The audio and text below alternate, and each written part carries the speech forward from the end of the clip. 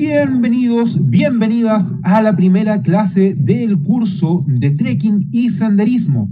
Mi nombre es Cristóbal Muñoz Suárez y los voy a estar acompañando durante el recorrido de estas 5 entretenidas clases que están diseñadas para que tú puedas adquirir herramientas, primero desde la parte teórica, para que las puedas poner en práctica en tus salidas de senderismo, tus salidas de trekking.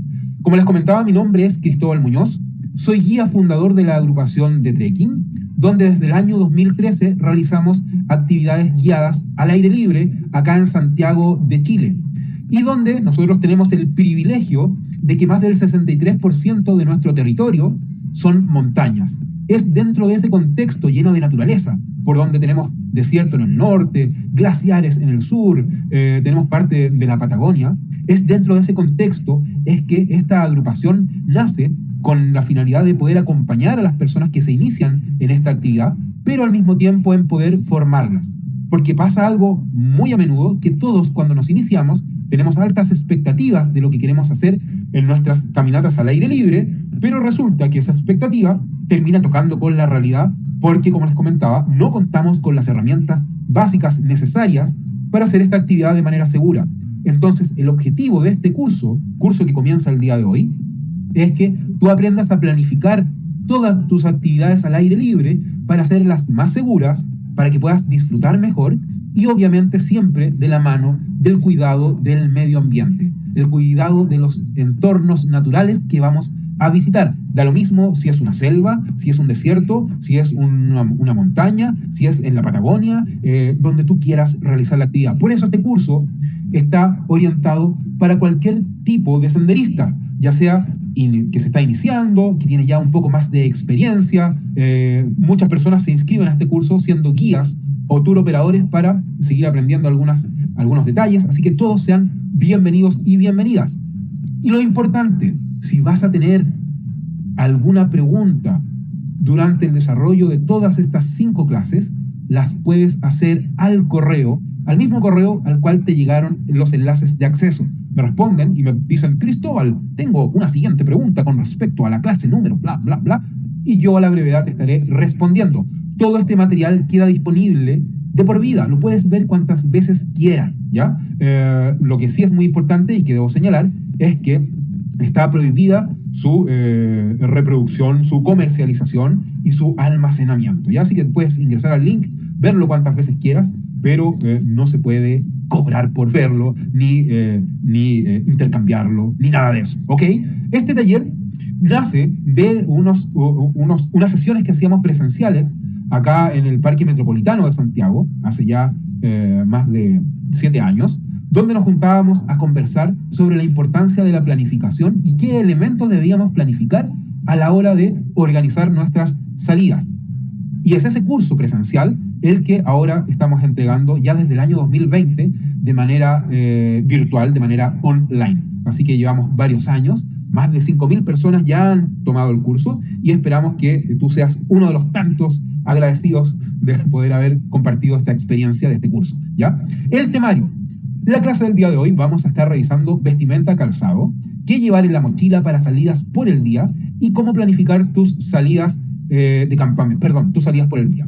En la clase número 2 vamos a estar revisando todo lo que tiene que ver con acampar, con campamento, planificación de campamento, uso de aplicaciones GPS y rutas para poder planificar tu campamento y todo el equipo de campamento. En la clase número 3 vamos a estar enfocándonos en gestión de riesgo, armado de botiquín, alimentación e hidratación y técnicas de marcha. La clase número 4 está enfocada en orientación, mapas, brújulas, aplicaciones GPS, balizas satelitales. Y finalmente la clase número 5 está orientada a no deje rastro, estas técnicas para minimizar el impacto en las áreas naturales que vamos a visitar en nuestras caminatas. Así que el día de hoy, en esta primera clase, vamos a dar primero una pequeña definición de lo que es el trekking y senderismo, y de ahí vamos a comenzar ya a ver los contenidos. Insisto, cualquier pregunta que puedan tener, vayan anotándola y después me hacen llegar todas sus preguntas y yo voy a estar respondiendo. Además, una vez al mes vamos a tener una sesión en vivo y en directo a través de nuestro canal de YouTube, y eso va a ser una invitación que les va a llegar, les vamos a decir el día, la hora, y tú puedes conectarte libremente y poder hacer todas tus preguntas o comentarios en esa sesión en directo. o a lo mejor tienes ganas de comprar algo de equipo y tienes alguna duda y crees que yo te puedo ayudar, te conectas a esa sesión en directo, que es, insisto, por ahora va a ser una vez al mes y lo más probable es que después sumemos una segunda vez, todos los meses, para así juntarnos a estar revisando dudas y preguntas. Y vamos a comenzar entonces con senderismo y trekking. ¿Es lo mismo? ¿No es lo mismo? ¿Qué son? Vamos a definir esto para que nosotros sepamos lo que estamos haciendo. Y vamos a partir diciendo que ambas son caminatas por entornos naturales, pero no son sinónimos. Tampoco trekking es en inglés y senderismo es en español, porque senderismo es la traducción de hiking. El hiking es en inglés, senderismo es en español. En cambio, el vocablo trekking no tiene una traducción literal al español. Lo más parecido sería excursionismo, pero no es su traducción. ¿Por qué? Porque el concepto de trekking nace por ahí por el año 1835 en Sudáfrica. Y para eso, para explicarles esta historia, vamos a hacer como si estuviésemos caminando por un recorrido, por un sendero, y yo les voy a estar haciendo esta narración. Entonces, senderismo. Senderismo es una caminata por un entorno natural, por un sendero señalizado, homologado, balizado, o sea, un sendero que está establecido y diseñado para que nosotros podamos caminar por ahí, donde vamos a encontrar letreros o marcas que nos van a indicar, por ejemplo, la extensión del recorrido, la dificultad del recorrido y obviamente por dónde va la dirección del sendero para que no tengamos ningún problema. A veces también vamos a encontrar paneles informativos de este tipo, donde te van a permitir hacer una lectura e ir viendo lo que tú vas a descubrir en ese sendero. Por ejemplo, el tipo de vegetación, qué árboles te vas a encontrar en ese recorrido, o el tipo de fauna, qué animalitos podrías ver durante ese recorrido. Entonces, este tipo de letreros con información te van a permitir hacer una salida autoguiada. Eso quiere decir que no necesitas necesariamente de un guía o de un guardaparque para ir aprendiendo y ir viendo lo que vas a ir descubriendo en tu recorrido por ese sendero. Entonces, senderismo siempre es una caminata por el día, por un sendero que está establecido, diseñado, con marcas, con letreros, para que tú puedas hacer esa caminata. En cambio, el trekking, como les comentaba, no tiene traducción al español porque este vocablo es relativamente nuevo y nace por ahí por el mediados del 1835 en Sudáfrica. Esta imagen que ven acá, este dibujo, pertenece al movimiento migratorio que ocurrió ahí en Sudáfrica porque estaban establecidos los descendientes de colonos holandeses y llegaron los colonos ingleses. Entonces los que estaban ahí tuvieron que tomar sus cosas y migrar hacia territorios interiores de África. Ese movimiento migratorio se repitió durante varios años y duraba varias semanas y fue conocido como The Great Trek. Es ahí donde nace por primera vez este concepto de trek.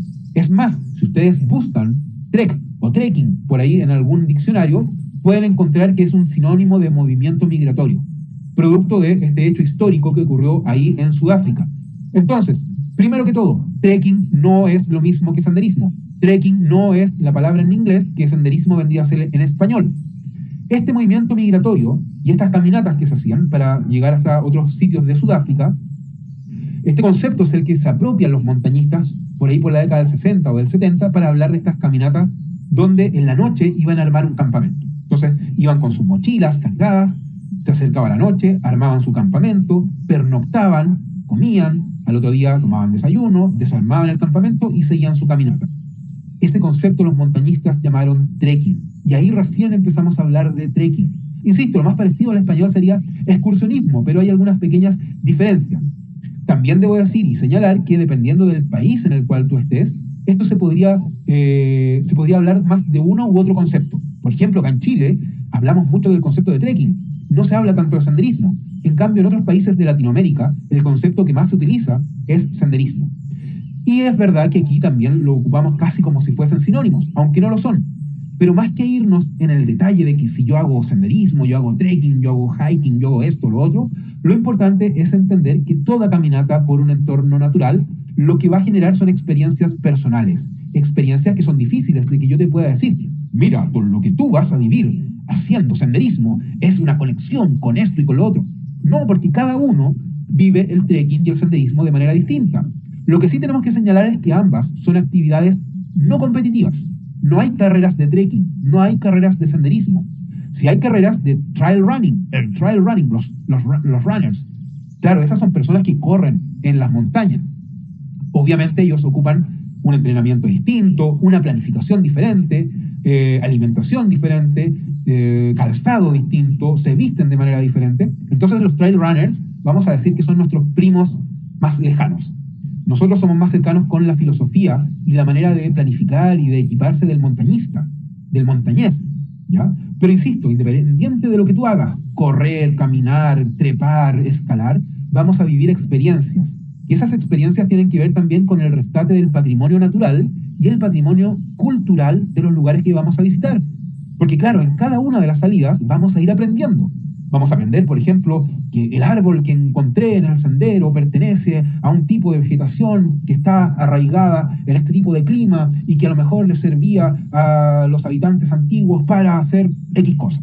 Y vamos a aprender sobre, insisto, el patrimonio natural y el patrimonio cultural. También muchos de los senderos que vamos a recorrer antiguamente eran utilizados por arrieros, por personas que llevaban sus animales a pastar a otros sectores, o por antiguos mineros, pirquineros, o personajes que recorrían en los espacios naturales donde en los tiempos que no habían carreteras, obviamente. Entonces, cada lugar que nosotros vamos a visitar tiene una historia detrás.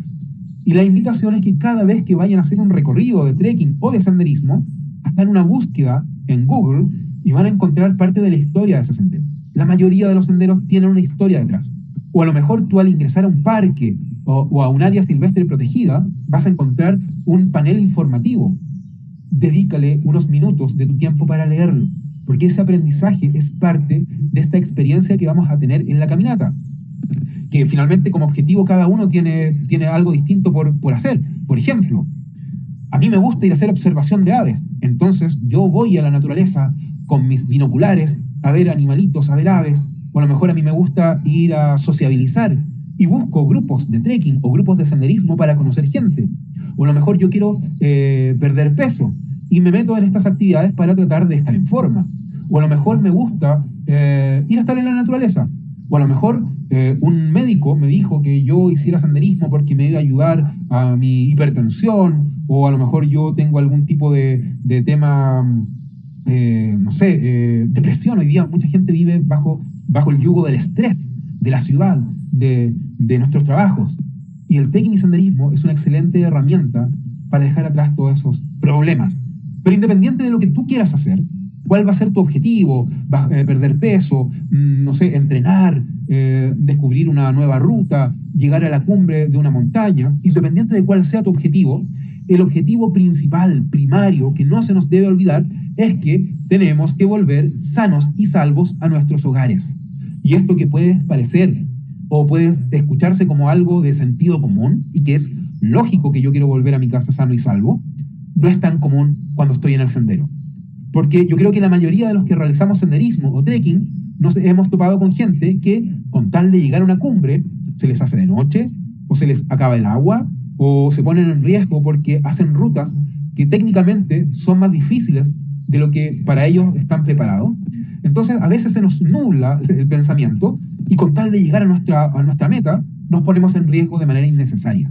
Y eso está completamente mal, y se los digo yo, Cristóbal Muñoz, eso está mal. El objetivo principal es volver sanos y salvos a nuestros hogares. Siempre va a haber alguien esperándote, un familiar, tu mascota, una planta, el moho que se acumula detrás de la ducha, pero va a haber un ser vivo que te va a estar esperando. Y yo siempre tengo que planificar mi actividad para cumplir este objetivo principal. Y ningún otro objetivo va a estar por encima de la seguridad. Entonces, objetivo principal, volver a casa sanos y salvos. Para eso, planifico la actividad, equipo la mochila, obviamente con el equipo necesario para esa ruta, para esa época del año, para ese tipo de clima, porque no todas las salidas requieren el mismo equipo, y esto lo vamos a estar revisando dentro de unos minutos. Y por sobre todo, actuar con prudencia, tomar buenas decisiones en terreno, porque no me sirve de nada tomar cursos como este, planificar, prepararme, gastar mucho dinero comprándome equipo, comprando el mejor botín de trekking, la mejor mochila, y finalmente cuando estoy en el sendero no actúo con prudencia.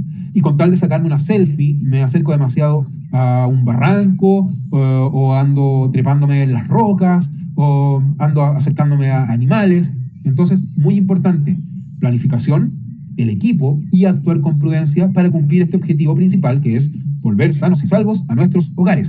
El segundo orden de importancia o relevancia está como objetivo el disfrute, el pasarlo bien. Y algo que muchas veces nosotros no consideramos y que pensamos que solamente por el hecho de ir a la naturaleza vamos a pasarlo bien. Y no es así.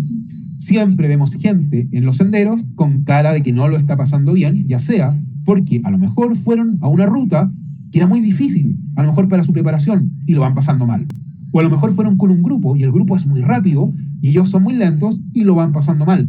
O caso contrario, yo tengo excelente condición física, me gusta ir muy rápido caminando por el sendero y salgo con un grupo que son muy lentos y que van sacando fotos a todas las flores, van viendo cada piedra y yo estoy aburrido y quiero apurarme y lo voy pasando mal. Entonces tenemos que entender que dentro de la planificación tenemos que ubicar el disfrute y el pasarlo bien como una parte importante del objetivo. Primero la seguridad y segundo el disfrute. Y en tercer orden de importancia de objetivo está lo que tú quieras. Llegar a una cumbre, perder peso, conocer a tu futura pareja, ir a hacer fotografías, ir a hacer observación de aves, no sé, hacer meditación en movimiento, llevar a tus hijos a la naturaleza. Eso es el tercer orden de importancia. Insisto, primero seguridad, segundo disfrute y tercer objetivo, lo que tú te plantees. De esa manera tenemos que entender estas actividades. De esa manera vamos a poder planificar de buena manera y de esa manera vamos a poder hacer estas actividades más seguras. Y parte de la seguridad nace de la vestimenta, de cómo yo me pongo o me saco ropa dependiendo del sendero, dependiendo de la temperatura, dependiendo de mi condición, para poder estar siempre en óptimas condiciones. Y me gusta comenzar el tema de la vestimenta mostrando esta fotografía de la expedición británica al monte Everest de 1924. Esta expedición, que era la tercera que planificaban los británicos para tratar de conseguir por primera vez la cumbre de la montaña más alta del mundo, esta expedición quedó en la historia del montañismo mundial porque dos de sus integrantes, Mallory e Irving, salieron una mañana del 8 de junio de 1924, se separaron de su expedición hacia la cumbre y no regresaron nunca más.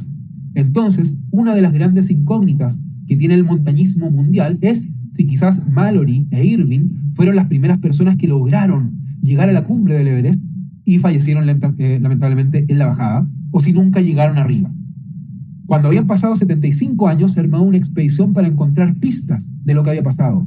Y en 1999 terminaron encontrando el cuerpo de Mallory, congelado, atado a una cuerda, con una pierna rota, y se presume que se accidentó cuando venía descendiendo. Pero no se encontró ninguna evidencia, ninguna prueba de si había llegado o no a la cumbre. Se espera que algún día encuentren el cuerpo de Irving, porque él llevaba una cámara fotográfica, y a lo mejor ahí está la prueba de si quizás ellos fueron las primeras personas en llegar a la cumbre del Everest.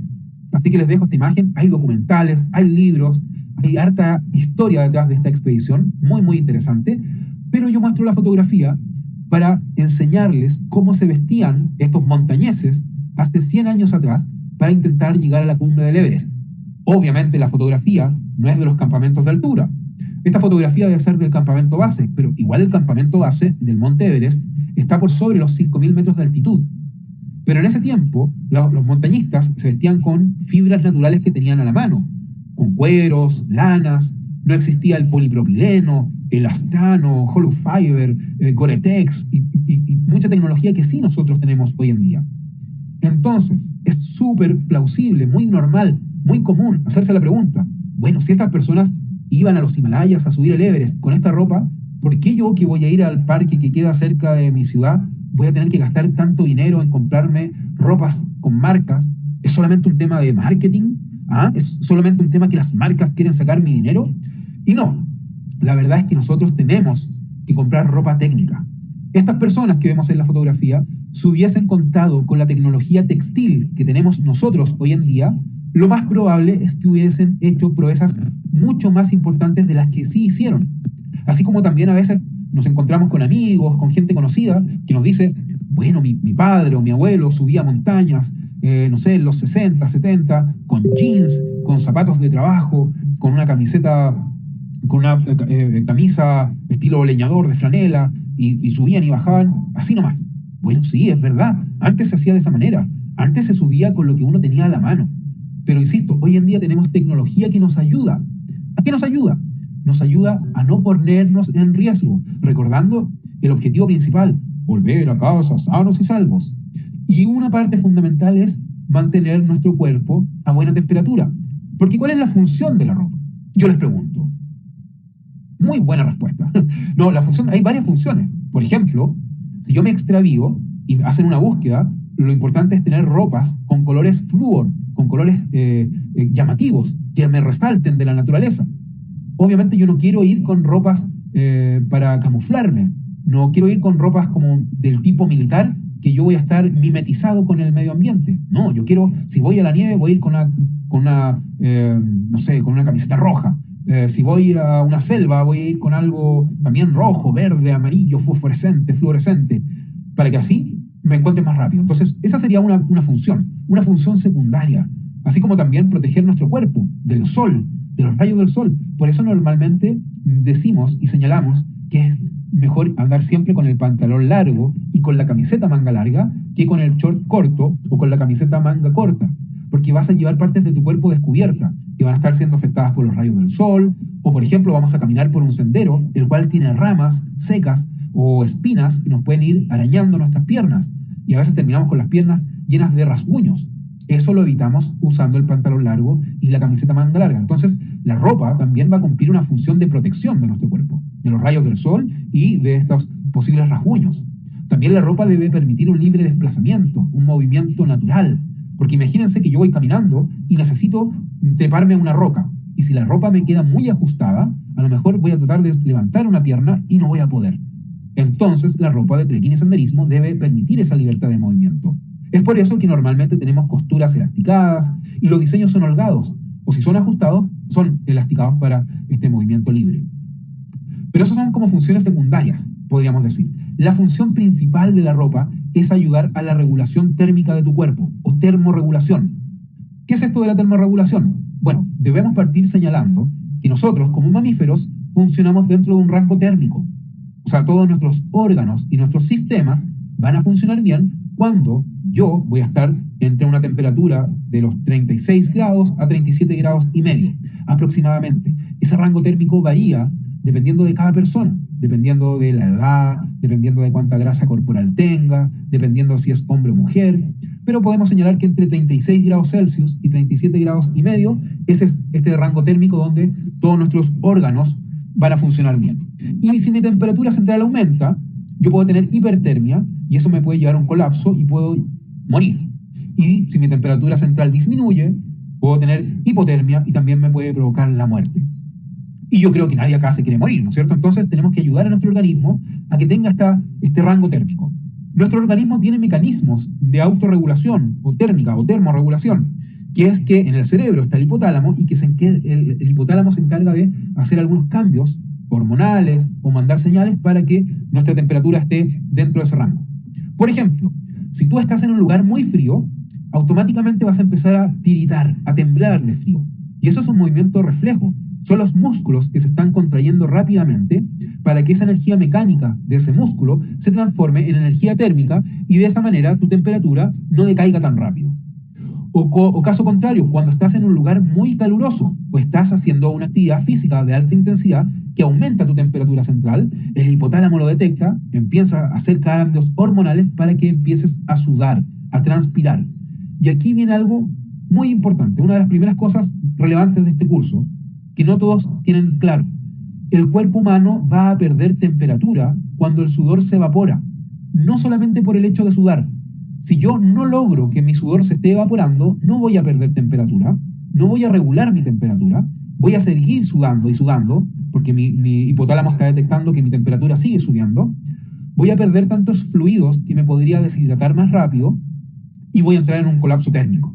Entonces, yo debo ayudar a mi organismo a que pueda evaporar el sudor que está generando. Insisto, porque el cuerpo, va a perder energía térmica, va a perder calor solamente cuando el sudor se evapora, no solamente por el hecho de sudar. Por eso es muy importante vestirme con prendas que ayuden a evaporar rápidamente ese sudor y que se seque rápido, ¿ya? Entonces, el organismo detecta cuando mi cuerpo está aumentando su temperatura y empiezo a sudar. Pero hay otros mecanismos también de pérdida de temperatura. que tienen que ver con la convección. La convección es cuando viene el viento y se lleva tu temperatura, la traslada a otro lugar. O puede ser otro fluido como el líquido, como el agua. Cuando tú estás cruzando un río y te estás mojando los pies, las piernas, el agua se está llevando también tu temperatura muy rápido. Es por eso que cuando yo voy a hacer senderismo o trekking a un lugar donde corre mucho viento, necesito ir con prendas que detengan el viento, detengan su paso, porque si no, se va a llevar muy rápido mi temperatura. Lo otro es la radiación. La radiación tiene que ver con que todo nuestro organismo está irradiando temperatura al ambiente, la está perdiendo, ¿ya? Entonces yo necesito, en los lugares donde hace más frío, prendas que ayuden a retener esa temperatura, esa energía térmica que está perdiendo tu cuerpo. Y por último tenemos la conducción. La conducción tiene que ver cuando un cuerpo está en contacto con otra superficie y esa superficie está más fría, por donde se está haciendo el contacto, yo voy a empezar a perder temperatura. Esto lo vemos claramente cuando vamos caminando por un sendero y nos vamos a detener a descansar, a comer, y yo me siento, por ejemplo, sobre una roca, y esa roca está más fría que mi cuerpo.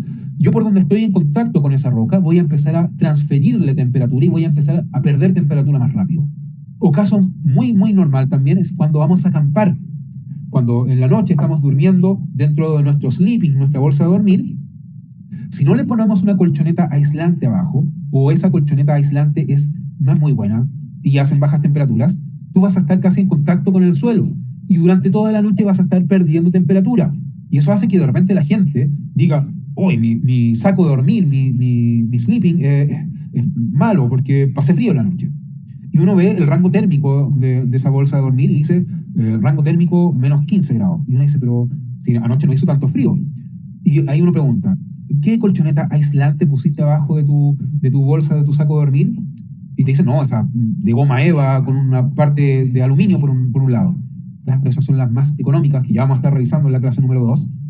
Y para los climas más fríos no sirven. Entonces, finalmente, durante toda la noche la persona empieza a perder temperatura porque está casi en contacto con el suelo, que está a una temperatura más baja que su cuerpo, ¿ya? Entonces, tenemos que entender que yo debo ayudar a mi cuerpo a regular la temperatura. Si no lo hago, mi temperatura central puede empezar a aumentar o puede empezar a disminuir, y en ambos casos va a llegar un límite en el cual me voy a poner en riesgo directo de vida o muerte, ¿no es cierto? Y para eso tenemos que entender entonces cómo vestirme.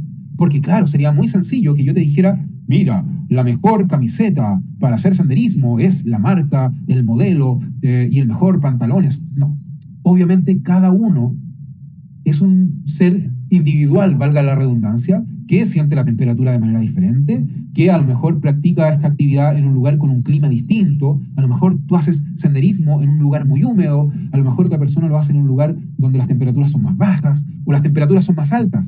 Entonces no existen las prendas polivalentes que nos sirvan para todos los tipos de clima, todos los tipos de actividad. Y es por eso que uno tiene que conocerse y saber escoger bien las prendas. Por eso yo les explico esto desde lo más básico, para que ustedes entiendan primero el por qué debo vestirme bien y después el cómo, y puedan hacer una correcta elección. Y lo otro que es muy común es que siempre cuando nos iniciamos en esto, nos equivocamos y hacemos compras innecesarias y gastamos dinero en cosas que no nos sirven. Y después nos damos cuenta que lo que me compré no me sirve para lo que yo quiero, o paso frío, o paso calor, o es muy común también que a veces alguien pregunte opiniones por, no sé, grupos de Facebook. El grupo de senderismo de Facebook de mi pueblo, de mi ciudad. Y ahí pregunto, ¿qué me recomiendan para colocarme para subir una montaña? Y empieza la gente a recomendar cosas sin ni siquiera preguntar cuál es el presupuesto, qué tipo de actividad quiere hacer la persona, dónde la quiere realizar. Entonces, claro, a lo mejor yo te digo, mira, a mí, no sé, el mejor pantalón que me queda es el pantalón marca tanto, tanto, tanto. Pero claro, a lo mejor tú te lo pones y a lo mejor tú pasas frío con ese pantalón, o a lo mejor tú pasas calor o te incomoda. Entonces, insisto, cuando iniciamos en esto, las primeras compras normalmente las hacemos sin conocimiento y nos equivocamos y después decimos, pucha, con un poco más de dinero pude haber hecho una mejor compra. Pero después cuando viene el proceso de renovación de equipo, ahí vas haciendo compras un poco más conscientes, más inteligentes. Y en parte, este curso te va a ayudar a que entiendas eso, para que no gastes tu dinero en cosas que realmente no necesitas. Entonces, cuando yo voy a comprar una prenda para vestirme, debo leer la etiqueta, debo leer lo que el fabricante me está diciendo. Por ejemplo, el fabricante te puede decir cosas como, esta prenda está diseñada para climas fríos, o esta prenda está diseñada para bla, bla, bla. Es muy importante entender eso. Y si no te lo dice el fabricante, en la etiqueta, según la combinación de fibras, yo puedo ir ayudándome a entender.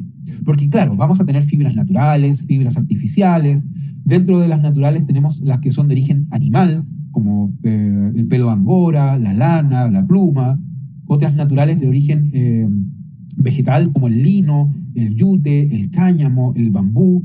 Y todas las otras artificiales como el poliéster, polipropileno, elastano, nylon. Y cada fibra tiene características distintas, ventajas y desventajas. Y lo que hace el fabricante al mezclar diferentes porcentajes de una u otra fibra es lograr que esa prenda se adapte para ciertos objetivos, como por ejemplo climas fríos, climas cálidos, actividades de alta intensidad y lo que tú te imagines. Entonces es importante tener un pequeño conocimiento de esto para que cuando vayas a hacer la compra no delegues toda la responsabilidad en el vendedor. Porque muchas veces vamos a ir a un lugar y el vendedor se va a acercar y nos va a decir, ¿qué es lo que está buscando? Mira, yo estoy buscando una prenda para hacer senderismo en las rutas. Ah, sí, esta es la que yo te recomiendo. Y te van a tratar de vender a lo mejor lo más caro, o a lo mejor el vendedor sabe menos que tú. Entonces, si uno ya conoce algo sobre la fibra, vas a poder entender algo. Por ejemplo, algodón. El algodón es una excelente fibra natural, vegetal, pero que no nos sirve para actividades al aire libre como trekking, senderismo, montañismo, escalada. No nos sirve. Si tú tienes algo de algodón, déjalo en casa para la ciudad. ¿Por qué? Porque el algodón absorbe mucha humedad, entonces cuando empiezas a sudar, la camiseta de algodón se te va a empapar, va a quedar húmeda, se te va a pegar al cuerpo y cuesta que se seque. Y vas a empezar a perder temperatura y no vas a regular el tema del sudor porque no vas a poder evaporar el sudor porque tienes pegado en tu cuerpo algo mojado. Entonces el algodón lo descartamos y lo dejamos solamente para la ciudad. Algodón, fuera. La lana. Aquí alguien me podría decir, bueno, si el algodón queda fuera porque absorbe humedad y se seca lento, la lana pasa lo mismo. ¿Y por qué entonces venden cosas de lana para hacer trekking y senderismo? Y aquí viene la diferencia. La lana, y esto es muy importante, la lana es un aislante térmico. Quiere decir que evita que tu cuerpo pierda temperatura cuando estás en ambientes más fríos. Y la lana, cuando se humedece o se moja, sigue manteniendo su capacidad de aislación térmica. Entonces, si tú tienes una prenda de lana y se te moja por el sudor o se te moja porque se puso a llover y sigues en movimiento, la lana te va a seguir manteniendo tu cuerpo a tu temperatura. No así el algodón mojado va a hacer que pierdas temperatura, la lana mojada no. Entonces, recordar, meterse en la cabeza, la lana húmeda o la lana mojada sigue manteniendo su capacidad de aislación térmica. Por eso la gente que, no sé, trabaja en faenas en los campos y que tiene, no sé, una prenda de lana, un chaleco de lana, y se pone a llover y ellos siguen trabajando, no se ponen nada encima y siguen con el cuerpo calentito. Entonces la lana es un excelente aislante térmico porque aunque esté mojada o esté húmeda, sigue manteniendo su capacidad de aislación térmica. Y dentro de la lana, la más conocida para este tipo de actividades es la lana merino, que corresponde a un tipo de oveja, la oveja merino, y que tiene mayor capacidad para aislarte térmicamente. Tiene tratamiento antimicótico natural, eso quiere decir que evita la aparición de hongos, la aparición de malos olores, es más suave. Entonces la lana merino tiene más cualidades que otros tipos de lana. También la lana de alpaca que se da en los faldeos cordilleranos acá de la zona central de los Andes. La lana de alpaca también es un excelente aislante térmico con grandes cualidades para que la ocupes dentro de tus camisetas para hacer este tipo de actividad, ¿ya? Así que la lana, ok. El algodón, descartado. La pluma o plumón, porque en realidad el ave tiene 3 tipos de pluma y el plumón es este como pelusa que está más pegado a su cuerpo y que evita que el ave pierda temperatura. El plumón o el down es el que realmente ejerce mejor capacidad de aislación térmica. Si te vas a comprar algo de pluma y tiene, por ejemplo, un porcentaje de pluma y un porcentaje de plumón o down, lo ideal es que tenga más plumón. Ese es el que realmente te va a aislar de las bajas temperaturas de mejor manera. La pluma también, pero en menor grado, ¿ok? Todos sabemos y somos conscientes de que la industria textil, al momento de extraer la pluma, muchas veces incurre en prácticas de sufrimiento animal. Pero también debo señalar que existen marcas o empresas que tienen una certificación o una autocertificación, porque no es obligatoria, es una autocertificación que se llama RDS. Y la RDS lo que dice es que durante el proceso de obtención de la pluma no hubo sufrimiento animal y el ave vivió libre y no se le alimentó de manera artificial para engordarla ni nada de eso. Entonces, si te vas a comprar algo de relleno de pluma, idealmente busca que tenga el logo de RDS, ¿ya? La pluma o plumón es el mejor aislante térmico porque en cuanto a su peso y calidad nos va a brindar mejor protección ante las bajas temperaturas. Entonces, todo lo que tenga relleno de pluma es para bajas temperaturas, es para el frío. Y normalmente en una parte visible de la prenda va a decir un número como 600 FP, 700 FP, 800 FP. FP es la sigla de Fill Power, que es el concepto de capacidad de hinchazón de la pluma. Para que se hagan una idea, esta es la hinchazón de la pluma. Yo la tengo compacta y la suelto y así se hincha. Y cuando la fibra de la pluma se hincha, o el plumón, mejor dicho, retiene aire en su interior. Y el aire en el interior de la fibra es el que hace la aislación térmica. El aire dentro de la lana es el que hace la barrera térmica. Entonces yo me pongo algo de relleno de pluma para no perder temperatura. Insisto, y esto es muy importante, el aire dentro de cualquier tipo de fibra es el que hace la barrera térmica. Por ejemplo, las cuevas de hielo o cuevas de nieve en caso de emergencia. Todos los que hacemos montañismo sabemos que si nos atrapa una tormenta de nieve y no contamos con los implementos para armar nuestro campamento, debemos hacer una cueva y dormir ahí. Y alguien podría pensar que si yo me meto dentro de una cueva de nieve, me voy a congelar. Pero no, la nieve es un excelente aislante térmico. La nieve va a estar fría, sí, obvio, pero al interior va a mantener la temperatura. Porque la nieve, en su mayor porcentaje, es aire. Y el aire dentro de las fibras son lo que hace la barrera térmica. Por eso cuando vamos a derretir nieve, podemos tener un recipiente lleno de nieve, lo ponemos directamente sobre el fuego, y eso que estaba lleno de nieve termina convirtiéndose solamente en un poco de agua. El resto era puro aire. Por eso entonces en estas cuevas de hielo que vemos acá, estas fotografías son de una salida que tuvimos al volcán El Planchón, en la séptima región, que no pudimos hacer cumbre, y eso también es parte del aprendizaje, que muchas veces uno no va a lograr su objetivo principal, así que nos devolvimos al campamento base y estuvimos practicando técnicas en nieve. Ahí tenemos la fotografía. Yo soy el de la derecha. En ese tiempo, hace unos 12 años atrás, con varios kilos de menos en el final. ¿Vale? Entonces, tenemos que entender que el aire dentro de la fibra es el que hace la barrera térmica, ¿ya? Por eso, a veces en las series o películas, uno ve que la gente se mete hojas de periódico entre medio de la ropa, u hojas secas. Eso lo que hace es que está creando una especie como de burbuja o de cama donde se mantiene el aire que está más cerca de tu cuerpo y te va a proteger de las bajas temperaturas. Pero, y aquí viene el gran pero de la pluma o el plumón, la pluma mojada pierde por completo su capacidad de aislación térmica. A diferencia de la lana, que la lana cuando se mojaba seguía funcionando para mantener la temperatura, si se moja la pluma, tienes que sacártela porque la pluma se va a pelmazar, se va a pegar a tu cuerpo y vas a empezar a perder temperatura. Entonces, pluma húmeda o la pluma mojada no sirve para aislarte térmicamente, al contrario, va a hacer que pierdas temperatura y te puede provocar hipotermia. Y por desconocimiento de algo tan básico como esto, muchas personas todos los años terminan con hipotermia porque van con su chamarra, con su chaqueta de pluma puesta para el frío, empieza la lluvia, se la dejan puesta y empiezan a perder temperatura muy rápido. Si vas con algo relleno de pluma y se pone a llover, tienes dos opciones. O te la sacas o te colocas algo encima.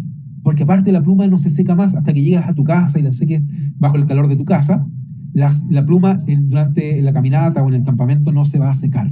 Insisto, pluma mojada no nos sirve absolutamente para nada.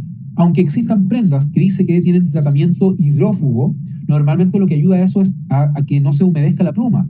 Pero igual la pluma a la larga se va a humedecer. Así que si tú vives en lugares con alto porcentaje de humedad o vives en lugares donde llueve mucho, lo que te aconsejo es que en vez de comprar algo de relleno de pluma, prefieras relleno artificial y sintético. El relleno sintético va a ser más voluminoso, o sea, va a ocupar más espacio, va a ser más pesado, pero no va a tener problemas de rendimiento con la humedad y la lluvia. Y por último, para terminar el tema de la pluma siempre se debe guardar colgada. O sea, tu prenda de pluma o tu bolsa de dormir, tu sleeping, tu saco de dormir debe guardarse colgado. para que la fibra de la pluma siempre esté hinchada. Porque si yo lo guardo doblado o compacto durante mucho tiempo, semanas o meses, la fibra va a estar mucho tiempo apretada. Y cuando yo la quiero usar, esa fibra se va a hinchar, como vimos en el video, esa fibra se va a hinchar, pero no tanto como cuando está en buenas condiciones. Y al no hincharse tanto, va a capturar menos aire y su barrera térmica va a ser de no tan buena condición. Entonces, todo lo relleno de pluma debe guardarse colgado con la fibra hinchada. Solamente la voy a compactar cuando la tengo que trasladar en mi mochila. Porque normalmente la gran ventaja que tienen estas prendas de relleno de pluma es que son muy compactables. Se puede apretar y guardar una bolsita muy pequeña. Pero cuando ya la tengo que usar, la saco de la bolsa, la agito para que se hinche la fibra, capture el aire y así yo la puedo usar de buena manera. ¿Ok? Y dentro de las fibras de aislación térmica también está el poliéster. El poliéster es la fibra artificial con la cual se hacen los polar. Este típico forro de polar que uno ocupa, los polar también son de aislación térmica. Así que cualquier prenda que tenga un porcentaje de poliéster, ya sea 100% poliéster o un porcentaje alto de poliéster, quiere decir que es una prenda diseñada para climas un poco más fríos. Y la ventaja del poliéster es que al igual que la lana, cuando se moja, sigue manteniendo su capacidad de aislación térmica. Entonces, el poliéster mojado o húmedo también va a funcionar y va a mantener tu cuerpo calentito. Esas son como las principales fibras artificiales de aislación térmica. El poliéster, por un lado, y las naturales, la pluma y la lana. El resto de las fibras artificiales como el nylon, polipropileno, elastano, no tienen propiedades de aislación térmica, sino que más bien son fibras que ayudan a otro tipo de actividad, como por ejemplo, ¿para qué nos sirve? Para que extraigan el sudor de la superficie de tu cuerpo, lo lleven a la superficie de la prenda y se seque rápidamente. Y ahí entramos entonces en otro concepto que tiene que ver con la teoría de las tres capas. La teoría de las tres capas. Este concepto nace del montañismo. Los montañistas ocupan la teoría de las tres capas hace varias décadas y algunas empresas, algunas marcas, han empezado a decir que esta teoría está obsoleta, que en realidad ellos tienen 4 capas, pero la verdad es que hay que entender que existen solamente 3 funciones que debes suplir con la vestimenta. Eso no quiere decir que son solamente 3 prendas. Yo me coloco 1, 2, 3 y voy a estar bien. No, son 3 funciones. Quizás para suplir una función necesito 2 prendas. O a lo mejor para caminar en mi actividad voy a andar con una sola, que suple solamente una función. Les explico. La primera capa tiene como función mantener tu cuerpo seco de tu sudor. ¿Ya? Repito, la función de la primera capa es mantener tu cuerpo seco de tu sudor. ¿Por qué? Porque si estás sudando es para regular tu temperatura. Lo que hace la primera capa es que toma ese sudor, lo lleva a la superficie de la prenda, lo expande para que se seque rápidamente y de esa manera tú puedas regular tu temperatura. Ahora bien, normalmente vamos a preferir fibras sintéticas como polipropileno, elastano, pero si tu primera capa, aparte de cumplir esa función, es para climas fríos, va a tener un pequeño porcentaje de poliéster o un pequeño porcentaje de lana. Como vimos, la lana y el poliéster son fibras que ayudan a mantener tu temperatura. Entonces, si yo voy a comprarme una primera capa para hacer senderismo o trekking en lugares donde la temperatura va a ser muy baja, va a tener un alto porcentaje de lana o de poliéster, pero la principal función de la primera capa no es abrigarte, sino que es sacar el sudor de tu cuerpo para que se evapore rápidamente y así tú regules bien tu temperatura, ¿ya? La función de la segunda capa es mantener o conservar el calor que genera tu cuerpo, porque la prenda no te va a entregar calor, sino que va a evitar que tu cuerpo pierda temperatura. Entonces, todo lo que tú te pones cuando hace frío es considerado segunda capa, ya sea un chaleco de lana, un polar delgado, un polar grueso, una casaca, una chaqueta, una chamarra, una parca de relleno sintético, relleno de pluma. Entonces, todo lo que tú te pongas para el frío, considéralo como segunda capa. Y la tercera capa es la más delgada que se pone encima para protegerte de los elementos externos como el agua, la nieve o el viento. Una prenda cortaviento sería tercera capa, aunque no sea impermeable, porque está cumpliendo la función de detener el viento. Su función no es abrigarte, sino que el viento no se lleve tu temperatura. Ahora bien, dentro de la tercera capa es donde hay un mayor desarrollo tecnológico estos últimos años con la aparición de las membranas respirables o transpirables. La marca de membrana más conocida es Gore-Tex, pero así como Gore-Tex existe Even, Aquacleaver, Dry Pro, Nanotech y muchas otras más. Lo que pasa es que durante un tiempo la hegemonía de la patente la tenía Gore-Tex, pero finalmente eso ya no es así Y muchas otras marcas pueden tener estas membranas transpirables o respirables. Ojo, el concepto que más se utiliza no es impermeable. ¿Por qué? Porque si fuera solamente por impermeabilidad, nos pondríamos un poncho plástico, que son muy económicos, reutilizables, livianos, pero el poncho plástico, que es 100% impermeable, porque el plástico es impermeable, no va a dejar entrar el agua de la lluvia para que te mojes, pero al no dejar salir el vapor de tu sudor, va a condensar y te vas a mojar por tu propio sudor. Y no sé si es que alguien ha caminado 15, 20 minutos con un poncho plástico, terminas con tu cuerpo mojado. Por eso, porque es impermeable. Y no como las membranas que son transpirables o respirables. Este concepto dice que por una parte no dejan pasar el agua, o sea, por un lado son impermeables, pero en el sentido contrario dejan salir el vapor de tu sudor. Y por eso no condensas y por eso no te mojas por dentro, ¿ya? Lo que sí debo señalar que este mito de que son 100% impermeables y respirables no es tan así porque no es al mismo tiempo. Aquí voy con esto. Si vas con tu tercera capa de Gore-Tex o Event o Aqua Cleaver, cualquier tipo de tercera capa, y está lloviendo fuerte, se va a formar una pequeña capa o película de agua sobre tu prenda y eso va a evitar a que sea tan respirable o transpirable, porque el agua va a bloquear que esté saliendo el vapor de tu sudor. Entonces, sí, son respirables, transpirables, impermeables, pero impermeable y transpirable al mismo tiempo no. O sea, o están deteniendo el agua o están dejando salir el vapor del sudor. Por eso, aunque uno se compre una prenda cara de una marca conocida, donde gastes mucho dinero, igual vas a terminar con el cuerpo con cierto grado de humedad por tu sudor. O sea, no piensen que porque gasten más dinero van a estar con el cuerpo completamente seco. Eso ninguna prenda lo va a hacer. Siempre va a haber un resto de sudor en tu cuerpo. Y muy importante, las membranas están diseñadas o están construidas con capas, ¿ya? Que normalmente en las etiquetas de las terceras capas vienen con una letra L. L de layer, de capa. Pero para no confundirnos la tercera capa con la L de capa y la no, vamos a decir que la letra L es de lámina, siendo las de 3L las más costosas porque tienen 3 láminas, la tela exterior, la membrana y la tela de soporte. Por eso la membrana va a tener mayor vida útil, va a durar más tiempo porque va a estar protegida. Por eso tiene 3L. Las más económicas son de 2L, porque tengo la tela exterior y la membrana. Y al estar la membrana descubierta, va a estar siempre en constante roce con las prendas que yo voy a tener abajo, y eso hace que la membrana se va a ir gastando con el tiempo, y después de cierta cantidad de usos, la membrana por alguna parte va a empezar a filtrar agua, ¿ya? Y entre medio tenemos las de 2.5L, que quiere decir que yo tengo la tela exterior, la membrana y una especie de capa protectora, que no alcanza a ser una tela de género. Entonces la membrana va a tener un mayor uso. Ojo, o sea, mayor vida útil.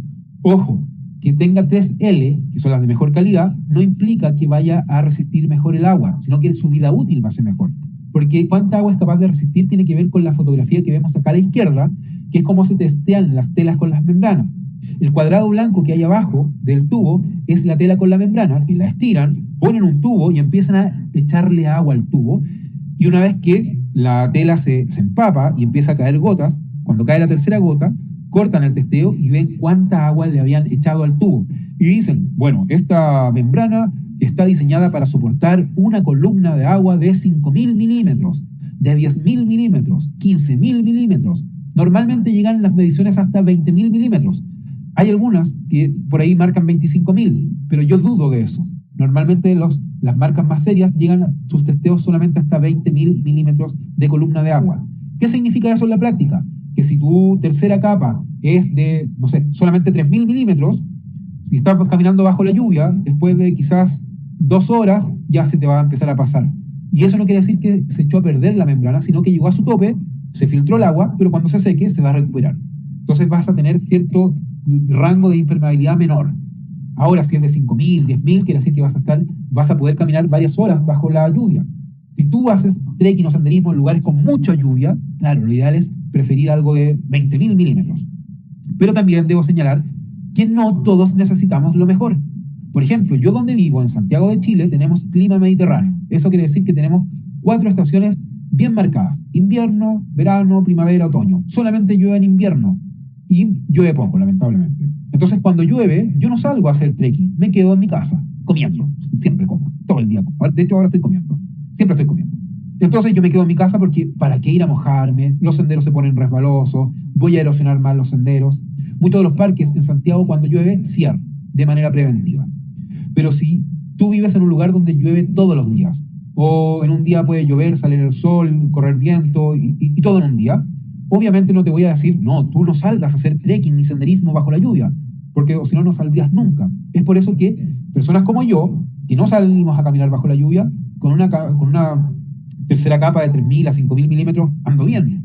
Porque quizás a veces me va a pillar una lluvia en la montaña y listo, y sería. Pero si tú vas a caminar varias horas bajo la lluvia, necesitas buena protección. Tercera capa de 20.000 milímetros. Ojo, que cuando yo leo la etiqueta, en algunas marcas, en vez de colocar 20.000 milímetros de resistencia de agua, ponen 20K. La letra K como sinónimo de 1000. Entonces, cuando vean una tercera capa que dice 10K, no está diciendo que 10 kilómetros, ni 15K, 15 kilómetros, sino que 10K es la sigla de la K de 1000, entonces 10K es igual a 10.000 milímetros de resistencia de agua. ¿Ok? Esa es la nomenclatura. Entre medio hay unas capas intermedias, las más conocidas son los soft shell, y que es normalmente un forro de polar donde en la superficie le aplican un polímero que aumenta la tensión de la superficie para que cuando caiga una gota, la gota no se absorba sino que se resbale. Es lo que se llama en los tratamientos DWR, ¿ya? DWR. El DWR es la sigla de resistencia duradera al agua o repelencia duradera al agua. Y que a diferencia de la membrana que va por dentro, el DWR va en la superficie. E incluso venden unos sprays que tú le puedes aplicar a las prendas para que tengan esta repelencia duradera al agua. Lo importante es siempre leer lo que dice el fabricante. ¿Y por qué lo digo? Porque muchos de esos sprays de DWR, si tú lo aplicas sobre una tercera capa que tiene membrana y lo aplicas en seco, el químico del DWR puede quemar la membrana y por ahí se puede filtrar. Y normalmente hay que humedecer antes la prenda. Así que antes de aplicar cualquier cosa, lee las etiquetas de lo que dice el fabricante, cómo se usa, algo tan básico pero que normalmente no hacemos. Entonces, teoría de las 3 capas. Primera capa, mantener tu cuerpo seco de tu sudor para que regules tu temperatura. Segunda capa, la que va a mantener la temperatura que genera tu cuerpo. Tercera capa, la que te aísla de los elementos externos como el agua, la nieve o el viento. Y eso lo podemos aplicar también para las piernas, donde, insisto, idealmente el pantalón largo, no el short. Aunque tú hagas senderismo o trekking en lugares con altas temperaturas, si sabes escoger bien los componentes de tu pantalón, vas a regular bien la temperatura porque va a estar constantemente secando el sudor de tu cuerpo y vas a regular la temperatura y no vas a tener calor. Y vas a proteger tus piernas de los rayos del sol, rasmilladuras y todo lo que vimos. Para la cabeza, acá es muy importante entender que entre el cuello y cabeza es por donde más temperatura pierde el cuerpo humano. Y normalmente cuando vamos a lugares fríos, lo que primero nos duele son las manos o los pies. Y nos preocupamos, nos colocamos guantes, nos colocamos calcetines especiales, pero nos despreocupamos del cuello y cabeza. Insisto, por cuello y cabeza es por donde más energía térmica tu cuerpo está perdiendo por radiación. Es por eso que necesitas un gorro de lana o un gorro de polar. Recordar que el poliéster y la lana son fibras de aislación térmica que, aunque estén húmedas o mojadas, van a seguir manteniendo su capacidad de aislación térmica. Cuando vamos a caminar bajo el sol, podemos ocupar una gorra con visera o una gorra de ala para evitar que los rayos del sol estén golpeando tu cabeza. Y para todo el año, y yo creo que esta es una de las pocas prendas polivalentes, son las bandanas. Las bandanas, cuellos, puff, bueno, depende de la marca, que nos puede ayudar, por ejemplo, para el cuello, para el frío, o cuando hace calor también, para que no nos queme los rayos del sol el cuello, o colocarla como gorro o como balaclava. Tiene muchos usos la bandana. No importa que no sea de marca, lo importante es que por lo menos tenga un filtro UV.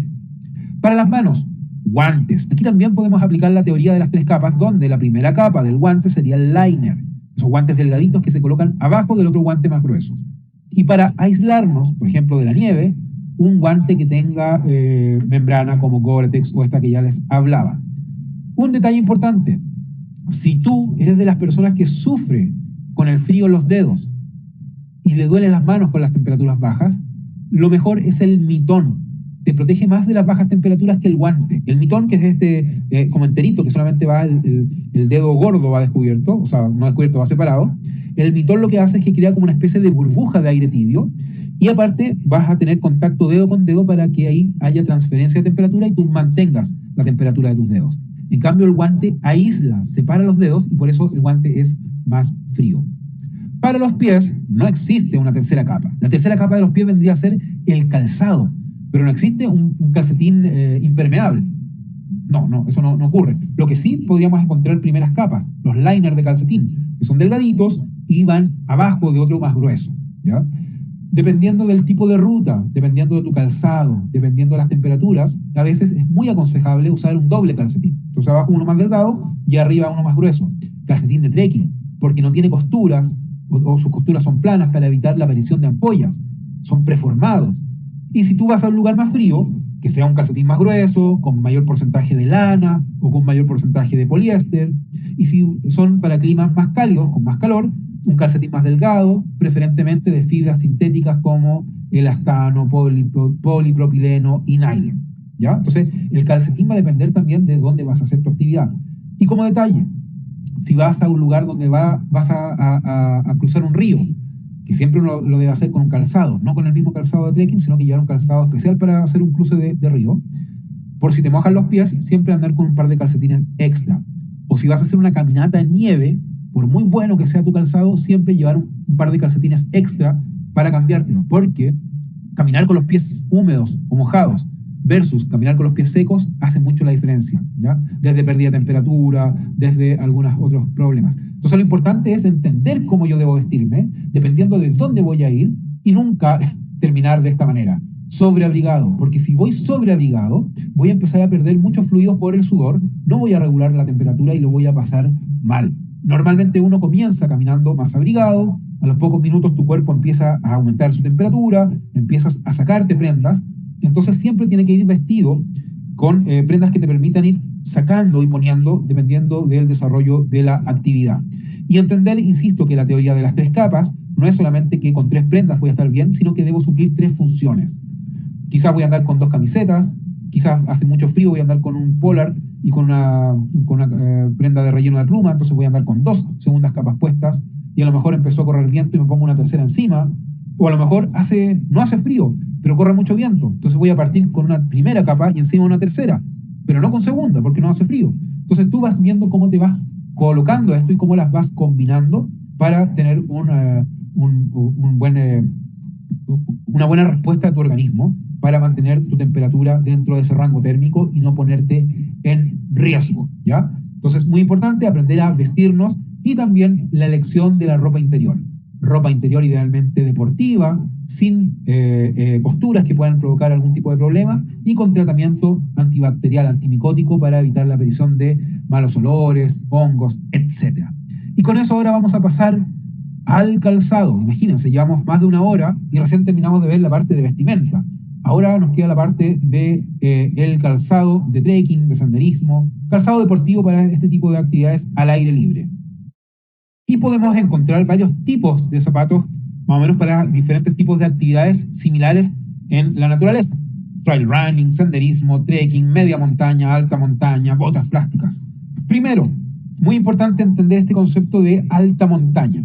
La alta montaña uno directamente lo asocia a la altitud a la cual voy a estar caminando. Entonces, sobre 4.000 metros de altitud voy a hacer alta montaña, bajo, no sé. Pero no necesariamente es el tema de la altitud. ¿A qué voy con eso?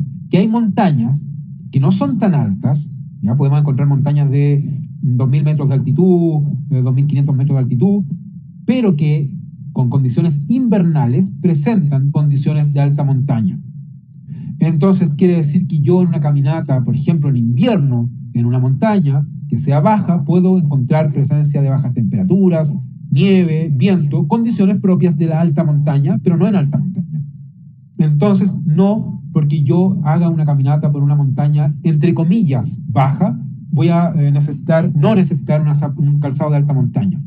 ¿Por qué digo esto? Porque dependiendo del tipo de clima donde uno viva, a veces cambia mucho las condiciones de los senderos, tanto en verano como en invierno.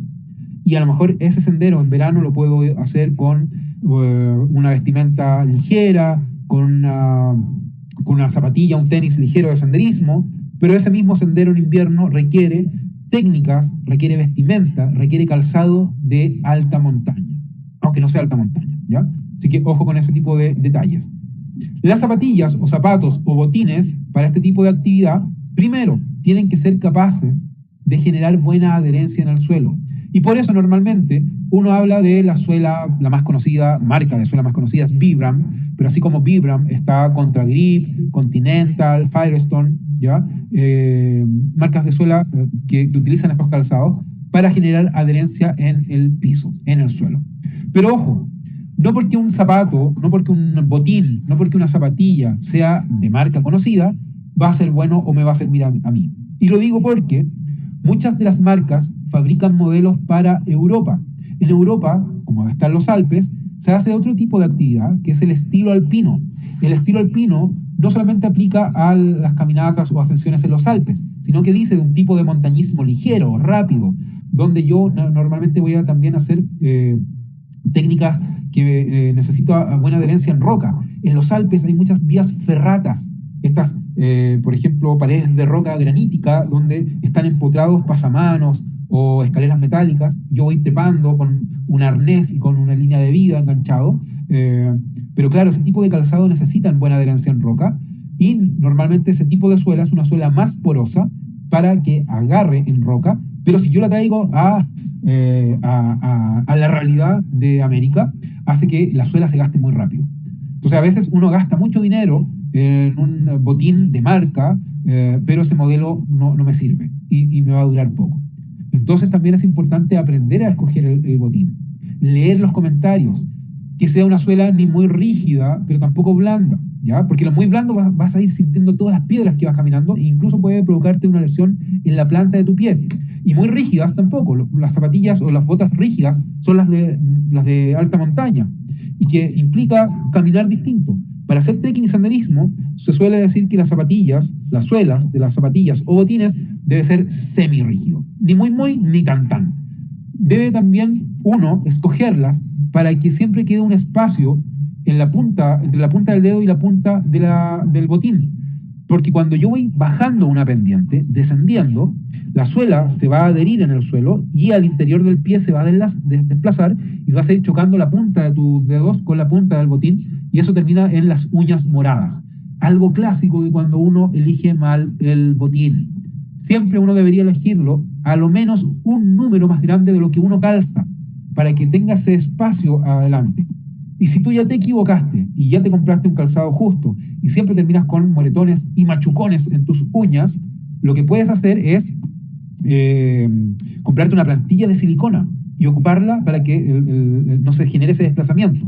Lo otro es siempre mantener un buen corte de uñas, elegir un calcetín de trekking y mejorar tu técnica de bajada, ya sea ir frenándote con los bastones, ir colocando los pies nunca de frente hacia abajo, no de punta hacia abajo, sino que un poco más de costado, partir caminando con el talón y después el resto, y tratar de mejorar la amortiguación con tus rodillas para que así no termines con las uñas moradas.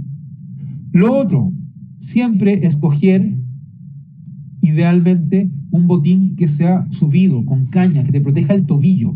El tobillo es la articulación que más sufre, o una de las articulaciones que más sufre cuando hacemos trekking o senderismo, porque es muy común pisar mal y doblarnos el tobillo. Entonces, si yo ando con un botín subido, con caña, que me va a generar esa protección, normalmente voy a estar más resguardado de tener una lesión más severa en el tobillo. Idealmente con caña, con puntera reforzada, la suela muy marcada. Si la suela se empieza a gastar, debes cambiar el botín, porque eso te puede provocar una caída, ¿ya? Y lo otro es que dependiendo del lugar donde yo voy a realizar la actividad, es qué tan robusto o cerrado sea el botín. Si es para climas cálidos, puede tener un porcentaje de malla más ligero, pero si es para climas fríos, idealmente ocupar más fibras como cuero y que sea más cerrado. Mientras menos costuras, mejor. Mientras menos adornos tenga el botín, mejor. Porque cada costura, cada cosa que tenga pegada o cosida al botín, es un punto débil donde se me puede empezar a abrir si es que se me corta la costura, por ejemplo, con una piedra que tiene filo. Entonces, mientras más tosco, más de una sola pieza, como por ejemplo la bota acá que dice media montaña, si se fijan no tiene mucha costura, ideal, ¿ya? Obviamente, si vas a hacer media montaña, si vas a hacer senderismo. Y ocupo este espacio acá para mencionar algo sumamente importante. Si a ti te gusta subir montaña, te gusta el montañismo, la alta montaña, debes tomar un curso de montañismo básico y de ahí partir, ¿ya? Estos cursos de senderismo, de trekking, vemos cosas que están ligadas al montañismo, pero no es en ningún caso un curso de montañismo, ¿ya? Entonces son actividades distintas. Así como hay diferencias entre trekking y senderismo, tenemos muchas diferencias con el montañismo. Así que si te gusta el montañismo, toma cursos básicos de montaña y de ahí progresión en montaña, progresión en hielo, uso de cuerdas, escalada, etcétera, ¿ya? Debo mencionarlo. Entonces, calzado de trekking o de senderismo, protección de tobillo, puntera reforzada en la parte de la punta del botín, suela muy marcada, comprar un número más grande y siempre cuando vayan a comprar, ir con el calcetín más grueso que vayan a usar. Porque otro error clásico que ocurre es que uno va a comprar este calzado, por ejemplo, después de mi jornada laboral, y voy con un calcetín de hilo. Me pruebo mi botín de trekking, me queda maravilloso, pero resulta que después en invierno o con una baja temperatura, me lo pruebo con mi calcetín grueso que tengo de, no sé, 80% lana, y siento que me empieza a apretar por todas partes. Entonces siempre colocárselo con el calcetín más grueso, así probárselo. Y una vez que se lo compren, ocúpenlo en la casa. Salgan a comprar, suban escaleras, bajen escaleras, ablanden el botín. Y después de ciertos días ablandándolo, llévenlo a su primera caminata, pero que esa primera caminata no sea muy extensa. No hagas ni tal, o no cometas el error de ir por primera vez con tu calzado de trekking a una ruta, no sé, de 15 kilómetros, 20 kilómetros. Porque por alguna parte va a aparecer una ampolla, ¿ya? Entonces primero lo ablandamos en la casa y después lo llevamos a nuestra primera salida. Marcas, hay muchas marcas conocidas. Prefieran las marcas conocidas, no marcas chinas, no marcas que me recomendaron. E insisto, aparte de la marca, fíjense en los modelos. ¿Qué modelos es? ¿Me sirve o no me sirve? Marcas como La Sportiva, Salomon, Basque, Boreal, Asolo, Scarpa, Hightech, King, Mammoth, Saleva, ese tipo de marcas de renombre, marcas que llevan décadas fabricando este tipo de calzado para este tipo de actividad, que te van a durar. Pero insisto, fíjate en los modelos, porque a lo mejor vas a escoger justo un modelo que no te sirve y se va a gastar muy rápido. Junto con los zapatos también tenemos que proteger nuestros ojos, lentes, y debemos fijarnos en su diseño, en su filtro UV y en su categoría. Diseño, que quede ceñido al contorno de tu cara, para que no queden espacios por donde pueda entrar luminosidad, para donde pueda entrar el frío, el polvo. Entonces son lentes que van a quedar apegados, no apretados, apegados a tu contorno de tu cara, ¿ya? Filtro UV, y aquí no hay doble lectura, 100% filtro UV testeado, certificado, ¿ya? No lentes de dudosa procedencia que no sé si tienen o no tienen un filtro UV adecuado. Y la categoría es la cantidad de luminosidad que deja entrar el lente. Se dice que para los deportes náuticos, alta montaña y nieve, es la categoría 4 la indicada. Es un lente tan oscuro que va a dejar entrar solamente entre un 3 y un 8% de los rayos lumínicos. Son tan oscuros que dice que está prohibido manejar un automóvil con un lente categoría 4 porque podrías dejar de ver algo y tener un accidente. Entonces, si tú vas a caminar con mucho sol, con nieve o deportes náuticos, lente categoría 4. Si tú vas a hacer caminatas solamente en parques, en montañas, pero donde no hay nieve, hay sol, pero no tanto, un lente categoría 3, ¿ya? Así que para nosotros, lentes categoría 3 y 4. La categoría 0, 1 y 2 la dejamos para la ciudad. 0, 1, 2 para la ciudad, 3 y 4 son los que vamos a ocupar. Y el lente dice CAT, categoría 3. No es necesario comprarse el lente Julbo, modelo, bla, bla, bla, que me va a costar $100. A lo mejor puedo ir a lugares más económicos como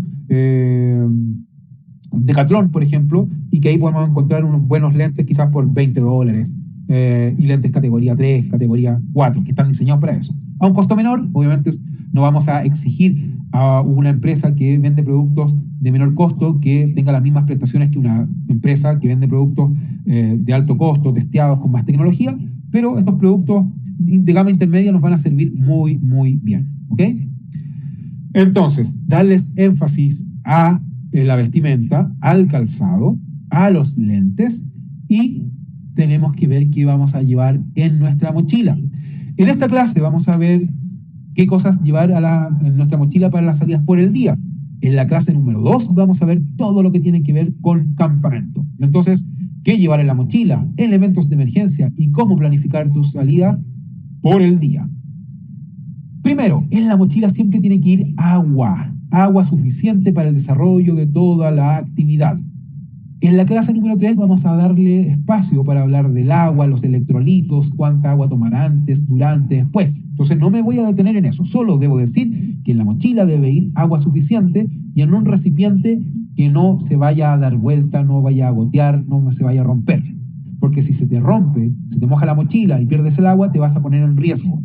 Puede ser desde una botella como estas, que son de marca, hasta una botella de bebida gaseosa que la limpiaste, la enjuagaste y llevas ahí el agua. Puede ser una bolsa de hidratación tipo Camelback, que es mucho más práctica, pero da lo mismo. Lo importante es que no se vaya a dar vuelta, no se vaya a mojar el contenido de tu mochila y no se vaya a perder el agua. Siempre también en tu mochila para hacer las salidas por el día debes llevar alimentos que mantengan tu rango o tu nivel energético, ¿ya? Tu nivel de energía durante toda la caminata. Así que lleva comida, frutos secos, ración de marcha. Todo eso lo vamos a ver también en la clase 3. Carbohidratos simples, compuestos, qué comer antes, después, cuánto comer, ¿ya? Pero siempre en la mochila debe ir alimento. 3. Ropa extra. Dependiendo de la ruta, dependiendo de la época del año, dependiendo del clima, ¿qué tipo de ropa extra? Quizás algo de ropa de abrigo, quizás un gorro de lana, quizás un par de calcetines extra. Insisto, eso va a depender de dónde vas a ir y cuál es la condición del clima de ese lugar. 4. Linterna frontal con pilas. Estas linternas o lámparas frontales te van a permitir tener las manos libres. Y aunque tú planifiques tu actividad por el día y que tengas pensado regresar a las 3 de la tarde a tu hogar, igual siempre tienes que llevar una linterna. Nunca salgas a hacer trekking o senderismo sin una linterna, porque a veces va a ocurrir un imprevisto y te vas a tener que quedar más horas en el sendero, y contar o no contar con luz puede ser la diferencia entre tener o no tener un accidente. Así que siempre linternas. En la clase 2 vamos a hablar sobre la eficiencia energética, las diferencias entre las más económicas a las más caras, pero siempre una linterna dentro de tu mochila. 5. Botiquín para emergencias. Botiquín para emergencias. Y aquí, más que poner énfasis en medicamentos, no, es que me duele la cabeza, así que voy a echar esto, no, es que la rodilla, no, es que esto. Claro, eso es importante. ¿Ya? Nunca de dar un medicamento a otra persona, a no ser de que tú seas un profesional del área de la salud y puedas hacer una prescripción médica. Los medicamentos que voy a llevar son de uso personal, ¿ya? Pero más que los medicamentos, el botiquín debe contener elementos que me permiten salir adelante ante una emergencia médica, como, por ejemplo, vendas, gasas, apósito, tijera de explicación, ese tipo de cosas, que las vamos también a ver en la clase 3. Vamos a ver qué elementos deben ir en un botiquín de primeros auxilios. Y obviamente el botiquín no te sirve absolutamente de nada si no lo sabes usar. Así que por ahí, si puedes tomar cursos de primeros auxilios, mejor. Idealmente cursos de primeros auxilios para zonas agrestes, ¿ya? O zonas remotas. Pero si no, un curso de primeros auxilios básicos de ciudad igual te va a servir, ¿ya? No es lo ideal, pero te va a servir. Después, en la mochila por el día siempre tiene que ir documentos de identificación personal y dinero en efectivo, ¿ya? Para pagar una entrada, comprar algo, y los documentos de identificación que estén siempre contigo. Porque muchas personas van en automóvil, en carro, hasta el inicio del parque y dejan sus documentos en el interior del automóvil, del carro, para que no se les pierda. Pero si les pasa algo en el sendero, no van a tener documentos. Siempre documentos de identificación personal. Y teléfono móvil cargado, con batería idealmente extra, que va a ir en la mochila, con aplicaciones que les puedan servir, como aplicaciones GPS. Recordar que el GPS del teléfono funciona aunque no tengas señal de internet, aunque no tengas señal de teléfono. El GPS es aparte. El GPS está recibiendo la señal que viene de los satélites GPS. Bueno, GPS, GLONASS, Galileo, que son las constelaciones de satélites para navegación global. Entonces, aunque tú tengas el teléfono en modo avión, o donde tú estés no haya señal de internet ni de nada, vas a seguir teniendo tu posición en tiempo real gracias al GPS. Por eso es bueno, antes de ir, descargar un mapa, tener una aplicación de GPS y saber usarla, ¿ya?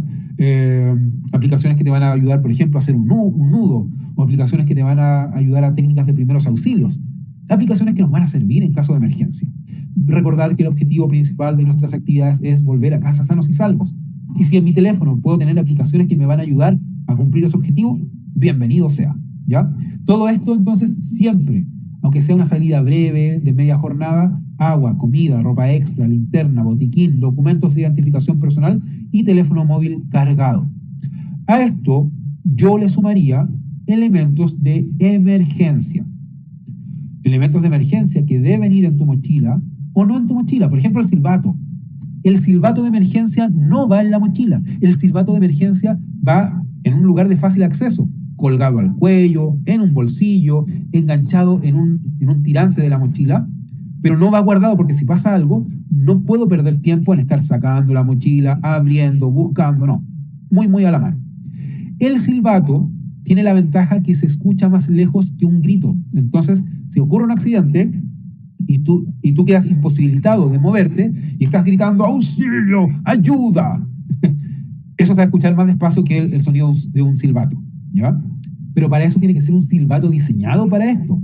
Y aquí voy con eso, que muchas veces nos compramos mochilas que vienen en los tirantes de las mochilas un silbato añadido. Pero esos silbatos son pequeños y normalmente suenan despacio, suenan débil. Entonces, cómprate un silbato como este.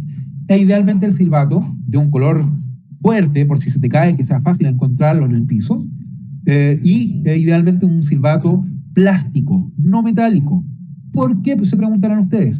Porque si voy a hacer un trekking a un lugar con bajas temperaturas, con temperaturas cercanas a 0 grados, el silbato plástico se te podría pegar en el labio y cuesta mucho y duele mucho despegarlo. Entonces, silbato plástico. Por ejemplo, este tiene doble cámara para los agudos, para los graves.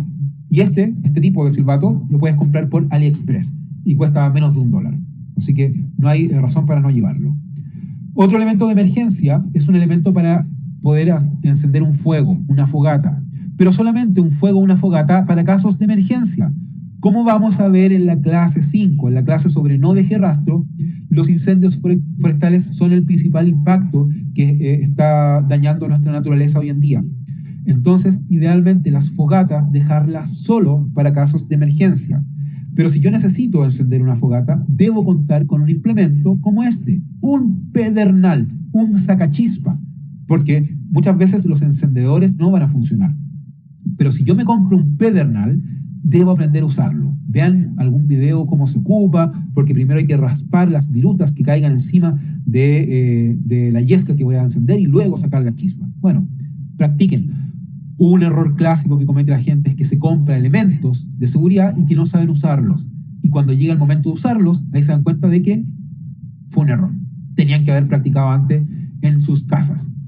Otro elemento de emergencia muy útil son las mantas térmicas. Estas mantas que son reutilizables, que son muy muy livianas, compactas, nos van a servir de ayuda porque, como son aluminizadas, van a estar casi como ejerciendo la labor de un espejo. Y el espejo va a rebotar la energía térmica que está perdiendo tu cuerpo por radiación, como vimos al inicio de la clase, y esa se va a devolver a tu cuerpo y te va a mantener el cuerpo calentito por más tiempo. Yo siempre aconsejo llevar dos. Una, para hacer este empaque térmico, incluso la cabeza, meterla dentro de la manta térmica para las bajas temperaturas, y la otra para poder improvisar un techo, un refugio. Incluso una vez nosotros hicimos una caminata en nieve y llegó una persona con un calzado no adecuado. Y en la mitad de la ruta lo que hicimos fue cortar unos cuadrados de la manta térmica, le pusimos esto encima del calcetín y después le pusimos el botín y anduvo súper bien. O incluso en caso de emergencia, si tu saco de dormir o tu bolsa de dormir no es muy bueno y hace mucho frío en la noche, te puedes colocar esto en el interior de tu sleeping, de tu bolsa de dormir. No es lo ideal porque vas a condensar, pero en caso de emergencia funciona. ¿Dónde venden estas cosas? En tiendas de camping, de caza pesca, por Mercado Libre, por AliExpress, así que en todas partes. Otra cosa, cuchillo de emergencia con un filo bueno, porque a veces uno tiene un cuchillo con un filo que no corta nada. Y aquí hay que sacarte un poco esta idea de estas series de Estados Unidos como Survivorman, A Prueba de Todo, donde el tipo va con un cuchillo y con ese cuchillo mata a un oso y con el cuchillo le saca la piel, se fabrica un traje y con el cuchillo fabrica una canoa y una casa. Normalmente no pasa eso. Y el cuchillo lo terminamos ocupando para cortar un trozo de pan, pelar una fruta, pero sí, a veces tenemos que cortar algo y tenemos que tener un cuchillo, ya con filo. tratar de improvisar el filo o el filo de una piedra no es lo ideal. Existen por ahí estas técnicas de supervivencia primitivas, pero si yo hago una correcta planificación y equipo bien mi mochila, no debería por qué tener que aplicar técnicas de supervivencia primitiva, como hacer fuego con palitos o cortar con piedra. Para eso yo llevo los implementos necesarios en mi mochila. Algunos métodos de cordín o cuerda auxiliar. Estas cuerdas pequeñitas, basta con 3, 4 metros, no es necesario llevar 30, 40 metros. Pero lo que sí debo tener en claro, que estas cuerdas auxiliares, cordines, son eso.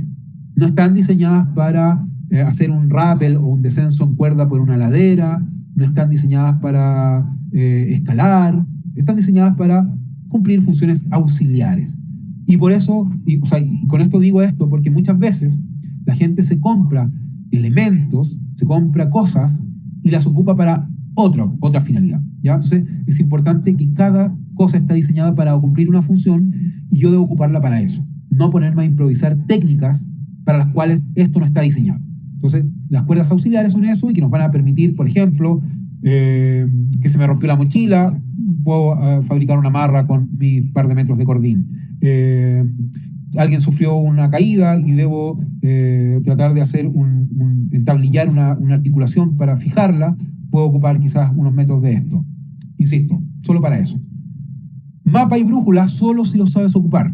Tu mochila lo agradecerá bastante, pero insisto, si no sabes ocupar un mapa o una brújula y la brújula solamente te sirve para saber dónde está el norte, de poco va a ser de ayuda, ¿ya? Así que si lo sabes ocupar, bien, las brújulas de este tipo, planimétrica o cartográfica, para poder ocuparlas con un mapa o una carta, pero aprender a ocupar las técnicas para triangular los puntos y saber tu ubicación, fijar rumbos, etc. Otra cosa que sirve de mucho como elemento de emergencia es la cinta duct tape. Esta cinta de color plateada, que hay de diferentes marcas, 3M, TESA, etc., es una cinta que se caracteriza porque tiene un pegamento muy potente y porque la cinta en sí es muy resistente y duradera.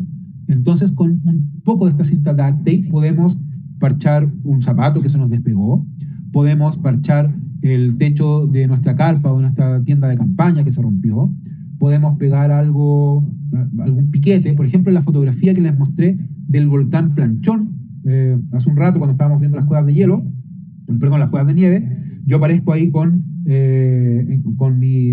una cruz puesta con duct tape porque sin querer pasé a llevar mi tercera capa con el piolet y se le hizo un piquete grande. Entonces lo parché con esta cinta. No es necesario llevar toda la cinta porque es pesada, ocupa volumen. Entonces puedes llevar algunos metros de esta cinta embarrilada en el bastón de trekking, o por ejemplo llevar un lápiz y llevar embarrilado algunos metros que te van a servir, te van a sacar de apuro. A esto sumarle extras, como por ejemplo, crema de protección solar. Siempre llevar crema de protección solar y aplicarse varias veces durante la jornada. Repelentes para insectos, sobre todo si vamos a ir a lugares donde hay insectos que pueden ser incluso peligrosos, como la propagación del dengue, la propagación del mal de Chagas. Bolsa para bajar toda tu basura, que toda la basura tiene que bajar con nosotros para tratar de impactar lo menos posible los lugares que vamos a visitar. Papel higiénico, siempre el papel higiénico también tiene que bajar con nosotros. Nunca boten o escondan o guarden o entierren el papel higiénico. Siempre tiene que bajar con nosotros. A eso sumarle algunas hojas y un lápiz que nos va a ayudar para, por ejemplo, anotar una idea brillante que se nos ocurrió, o si ocurre un accidente para anotar la bitácora, los horarios, a qué hora ocurrió la cosa, a qué hora apliqué tal técnica, a qué hora se le suministró el medicamento, a qué hora fue su última ingesta de sólido, su última ingesta de líquido. Y una pequeña pala de jardinería. ¿Para qué es la pequeña pala de jardinería? Para la técnica del hoyo de gato. Si tú no conoces la técnica del hoyo de gato, espera hasta la clase 5. Ahí, cuando veamos los 7 principios no deje rastro, vamos a hablar sobre la técnica del hoyo de gato. Así que siempre una pequeña palita de jardinería. Y todo esto, entonces, se trata de llevar todo lo necesario y no tener que andar improvisando, porque muchas de estas cosas quizás las podríamos improvisar. Si no llevo un cuchillo, voy a tener el filo de una piedra.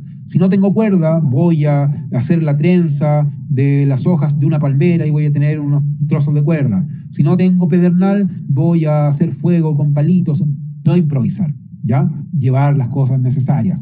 Y todo esto va de la mano siempre de la planificación. Planificación es un concepto que vamos a estar revisando de manera transversal en todas las 5 clases. Y dentro de esta primera vamos a llegar al final viendo la planificación de salidas en 10 pasos. Porque claro, hay gente que tiene mucha experiencia y la planificación le sale muy natural. Ya saben qué hacer, en qué momento. Pero cuando uno se está iniciando, muchas veces necesita una pauta. ¿Cómo planificar? Y para eso vamos a hacer un ejemplo. Hagamos el ejemplo que yo voy a ir este fin de semana a subir una montaña con mis amigos y la voy a planificar la actividad. Primero, me informo dónde vamos a ir. Entonces yo busco, y para subir al Cerro Provincia, puedo subir por el Parque Puente Ñilhue o por el Parque San Carlos de Apoquindo. ¿Por dónde voy a ir? Por el Parque Puente Ñilhue. Me informo dónde voy a ir. Si es un parque, me meto al sitio web del parque para saber horarios de ingreso, horarios de salida, el costo de la entrada, la normativa propia del parque, si cuento con agua en la ruta. Entonces, saber dónde voy a ir, cuál es la altitud del lugar, toda la información de dónde voy a ir. Paso luego al punto 2, revisar información de la ruta. Porque claro, a lo mejor el parque cuenta con 5 o 6 rutas distintas.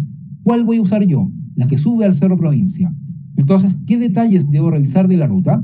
¿Cuántos kilómetros tiene en total la ruta? ¿Cuál es el desnivel de esa ruta? O sea, ¿desde qué altitud voy a partir caminando y a qué altitud voy a llegar? ¿Cuál es la dificultad técnica de esa ruta? Porque a lo mejor esa ruta tiene un paso expuesto o debo escalar en alguna parte y eso va a aumentar la dificultad técnica de la ruta. Entonces, siempre reviso los detalles de la ruta. Luego, revisar la meteorología zonal. ¿Cómo va a estar el tiempo para ese día que yo voy a subir ese cerro, esa montaña? Entonces, la revisión de la meteorología la debo hacer varios días antes, y eso también lo vamos a revisar en una de las próximas clases. ¿Qué sitios web me conviene revisar? ¿Cuántos? ¿Desde qué día antes tengo que revisar? ¿Y cómo hago el seguimiento de los informes meteorológicos para hacer una correcta previsión meteorológica de ese día? Entonces, por ejemplo, voy a ir el sábado a subir al Cerro Provincia, y resulta que hoy, miércoles, ya empiezo a revisar cómo va a estar el tiempo. Después me vuelvo a meter a revisar el tiempo el jueves, después el viernes, y después el mismo día sábado antes de partir de mi hogar. Entonces reviso cómo van a estar las temperaturas máximas, las mínimas, si van a haber precipitaciones, de qué tipo, sólidas, líquidas, el viento, a qué hora se pone el sol, etc. Ahí yo recién paso al punto 4 y punto 5. La alimentación y la hidratación, yo la planifico en base a qué tan extensa va a ser la ruta y cómo va a estar el tiempo. Porque no es lo mismo llevar agua y comida para una ruta corta de 6 kilómetros a una ruta larga de 20 kilómetros. No es lo mismo la cantidad de agua o el tipo de comida para una ruta con temperaturas bajas o temperaturas cálidas. A lo mejor si hay temperaturas frías, voy a preferir alimentos con alto índice calórico, chocolates, ese tipo de cosas, frutos secos, no sé, nueces, maní. En cambio, si yo voy a ir a esa ruta pero con condiciones de alta temperatura, voy a preferir alimentos más frescos, frutas, ensaladas, ¿ya? Entonces, la alimentación y la hidratación van según la ruta que yo voy a hacer y según el tiempo, cómo va a estar ese fin de semana. Luego paso al punto 6, chequear los elementos de seguridad. Eso se hace el día previo, idealmente con harto tiempo, o 2 días antes, por si necesito comprar algo, tener tiempo para poder comprar algo. Entonces, los elementos de seguridad, ¿cómo? Mi botiquín de primeros auxilios, que todo en el botiquín esté bien, que no hayan cosas malas, vencidas o rotas, que vaya la linterna con pilas cargadas, que vaya mi silbato de emergencia, mi manta térmica, ¿ya? Entonces, chequeo que los elementos que me pueden ayudar en caso de alguna emergencia estén en óptimas condiciones. Luego paso al armado de la mochila, que siempre se hace el día previo. La noche anterior debe quedar armada tu mochila. Solamente voy a dejar afuera quizás los alimentos que necesiten refrigeración, y eso los voy a guardar el día de la salida en la mañana, ¿ya? Pero la mochila la dejo armada para que así yo evite que en caso de que me quede dormido o esté muy apurado ese día de la salida, se me olviden cosas, ¿ya? Cosas que pueden ser muy, muy importantes, que si no las llevo me pueden poner en riesgo. También la vestimenta, el punto 8. Dejo la vestimenta lista, preparada el día anterior, porque si yo me quedo dormido y salgo rápido, a lo mejor no encuentro mis calcetines de senderismo y me pongo los calcetines normales que tienen costura y me puede provocar una ampolla, ¿ya? Entonces siempre ver todos los más mínimos detalles. Luego paso al punto 9, que es una de las cosas más importantes que debemos hacer. Dar aviso dónde vamos a ir, con quién vamos a ir y cuál va a ser nuestro itinerario. ¿A quién le doy ese aviso? Te lo dejo por escrito, a algún familiar, a mi pareja, a mis padres, a mis hijos, a alguien que tenga algún nexo, algún lazo contigo, obviamente. Por escrito, ¿por qué? Porque si se lo digo solamente, se lo cuento, lo llamo y le cuento lo que voy a hacer, quizás en un caso de emergencia esa persona se va a poner nerviosa y se le van a olvidar los detalles que podrían ser importantes o relevantes. Entonces le puedo mandar un mensaje de texto, un WhatsApp, un correo electrónico o a la antigua, en un papel escrito a puño y letra. Y yo le diría, mira, este sábado voy a ir al Parque Puente Ñilhue para subir el Cerro Provincia. Vamos a subir y bajar por la ruta del Parque Puente Ñilhue. Voy a ir con mi amigo Pedro, su teléfono es este, y mi amigo Diego, su teléfono es este. Vamos a partir caminando a las 7 de la mañana y deberíamos llegar abajo a las 7 de la tarde. Si a las 7 yo no te he llamado, llámame. Si yo no te contesto, llama al teléfono de Pedro o de Diego. Si ninguno de los tres te contesta, deja pasar 1 hora o 45 minutos e intenta llamarme de nuevo. Si de nuevo no te contesto, llama a las autoridades pertinentes y cuéntales esto. Entonces, esa persona, ese contacto que va a quedar en la ciudad, va a ser tu seguro de vida. Porque si te pasa algo a ti con tus amigos y quedan imposibilitados de bajar y quedan incomunicados, alguien en la ciudad va a saber dónde estás, con quién andas y cuál es tu itinerario. Y vas a saber qué hacer. Que si no llegas en la hora que dijiste y dejas pasar un tiempo prudente, 45 minutos, 1 hora, porque normalmente uno se atrasa en la montaña y a veces uno no tiene señal, pero si ya pasa ese tiempo prudente y no regresaste, esa persona va a llamar a los organismos de rescate pertinentes de cada país y le va a contar esto. Mi amigo Cristóbal subió al cerro con 2 amigos, no bajó, iban a subir por tal parque, deberían haber llegado abajo a las 7 de la tarde y son las 8:30, para que los vayan a rescatar. Entonces, tú, como hiciste una correcta planificación, llevaste todos los implementos en tu mochila, vas a poder aguantar con tu manta térmica, tu comida extra, tu ropa extra, tu alimentación, tu linterna, vas a poder aguantar hasta que te vayan a hacer ese rescate, ¿ya? Entonces, muy importante dar ese aviso de dónde vamos a ir. Y por último, revisar las condiciones al momento de llegar al lugar. Justo antes de comenzar nuestra caminata, yo debo ver cómo están las condiciones. ¿Qué condiciones? ¿Cómo va a estar el tiempo? Porque a lo mejor en la previsión meteorológica que yo hice decía que iba a estar despejado, iba a haber sol, calor, pero resulta que yo llego a la entrada del parque y está nublado y está a punto de ponerse a llover. O a lo mejor cada uno tenía que llevar 3 litros porque era una salida larga para poder llegar a la cumbre del provincia y bajar. Pero mi amigo Diego se le quedó el agua en su casa. Estamos en condiciones de prestarle agua entre Pedro y yo a Diego. Entonces, en vez de que cada uno va a estar con 3 litros, cada uno va a quedar con 2 litros. Eso obviamente va a cambiar las condiciones de nuestra actividad. O nuestro itinerario a lo mejor no se está cumpliendo porque nos atrasamos y en vez de ser las 7 de la mañana, que era el horario presupuestado para comenzar, son las 9. Tenemos 2 horas menos. Entonces, siempre al inicio, antes de ponerse a caminar, uno chequea todas las condiciones. Porque ahí yo estoy con la cabeza fría, porque ahí yo no tengo ninguna presión, porque ahí yo puedo ver cuáles son las situaciones reales que me estoy enfrentando o que eventualmente me podría enfrentar si yo parto mi caminata.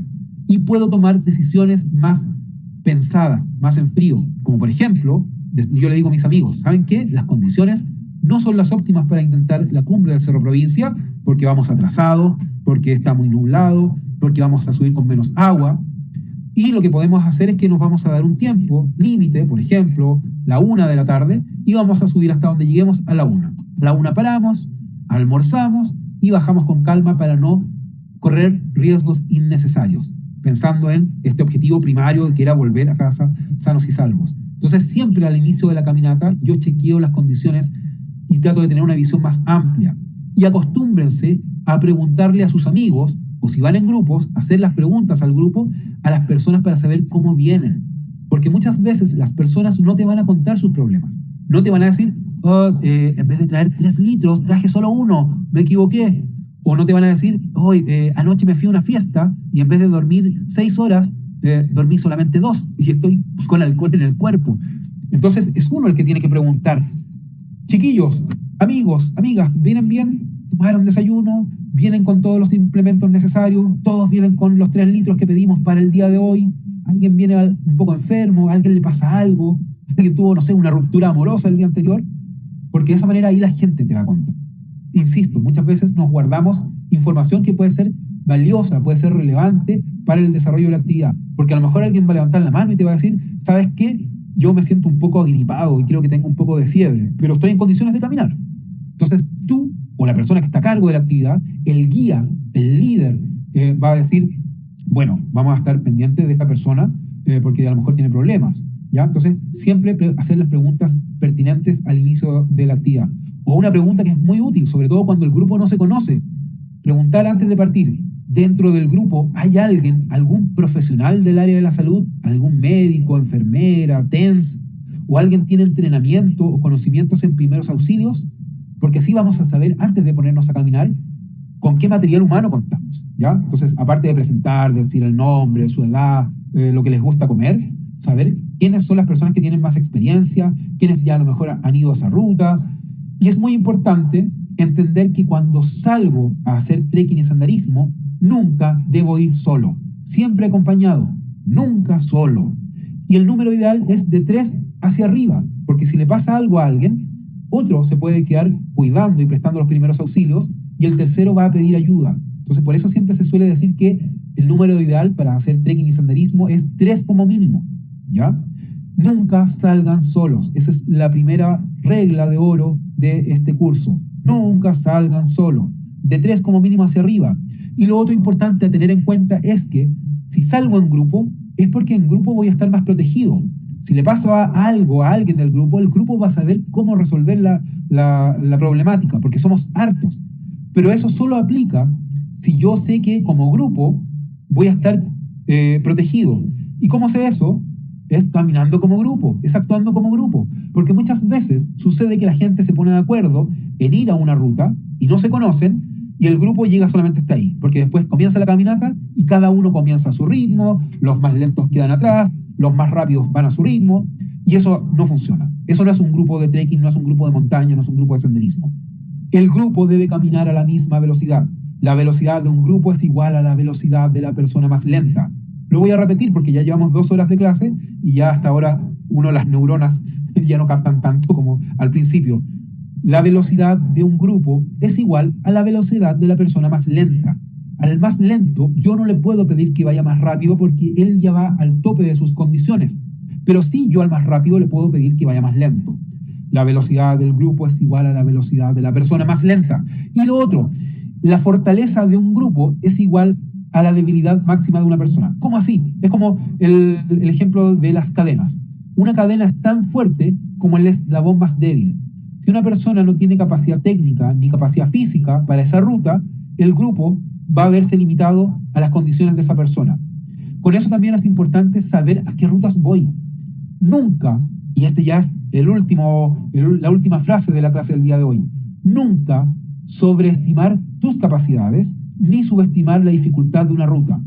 Repito, nunca sobreestimes tus capacidades, o sea, nunca pienses que nada te va a pasar, que lo sabes todo, que tienes el mejor equipo, que eres el mejor senderista trequinero del mundo, ni nunca subestimar la dificultad de una ruta.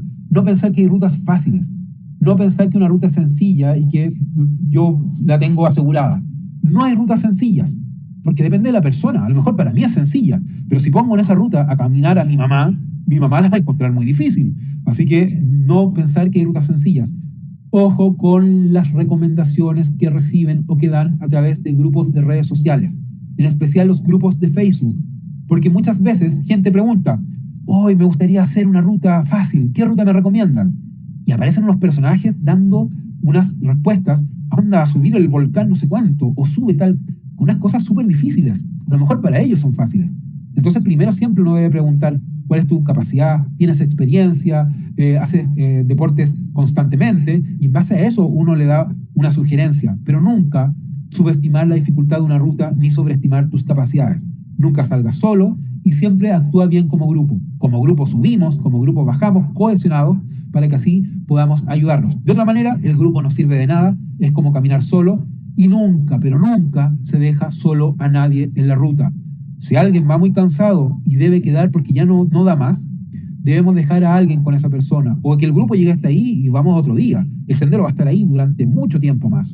Pero nunca dejamos a nadie solo, abandonado en una ruta, porque ahí lo van a poner en riesgo directo a esa persona. Entonces yo debo planificar la salida, debo llevar los implementos necesarios y debo, obviamente, tomar buenas decisiones y actuar con prudencia. Y con esa frase estoy dando por finalizada la primera clase de este curso de trekking y senderismo.